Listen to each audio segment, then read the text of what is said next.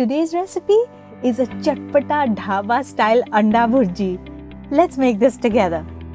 For this recipe, I'm using 4 eggs, 1 medium-sized onion finely chopped, 2 small tomatoes finely chopped, 3 tablespoons of finely chopped coriander leaves, 5 to 6 curry leaves, 2 to 3 finely chopped green chillies, 1/4 teaspoon of cumin seeds, 1/4 teaspoon of turmeric powder, half a teaspoon of red chilli powder, half a teaspoon of black pepper powder.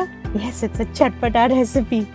2 to 3 teaspoons of fresh lime juice and salt to taste. Alright, let's get started. Let's beat the eggs thoroughly before we start and set that aside. Add approximately 3 tablespoons of oil to a pan set on medium heat. Add cumin seeds, curry leaves. I always like to tear my curry leaves, it enhances the flavor. Add onions. Sprinkle some salt on the onions so it cooks faster. We want to stir fry the onions till they turn translucent. It should take about 2 minutes or so. Next, we'll add chopped green chilies and turmeric powder. Don't add too much turmeric powder in Anda Bhurji, doesn't taste that good. Next, we are going to add in chopped tomatoes and we are going to stir fry the tomatoes till they are slightly soft. You don't have to make it completely mushy. Well, if you want to, that's okay too. Next, add in the red chilli powder. Give that a quick stir. And now we are going to turn down the heat and add in the beaten eggs. You know why I said turn down the heat? That's because sometimes when the heat is high and the eggs turn like brownish, it smells really eggy.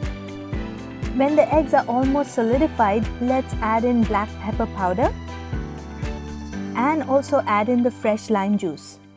We are going to continue to stir the eggs till all the liquid evaporates, but cook it low and slow on low heat. Next, add in half the amount of coriander leaves and keep stirring it for some more time. Next, we'll check for salt and add salt as needed. And next, using my spatula, I'm going to break up the egg chunks into smaller pieces. That's how I saw it served in most dhabas. This tastes so chatpata and so flavorful. Finally, garnish with coriander leaves and we are done.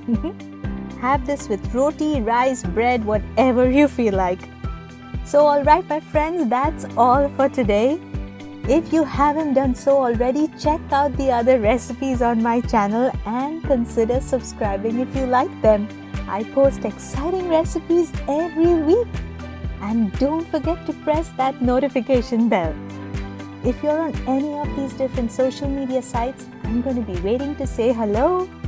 If you're tired of my long videos, you can find written recipes in my blog.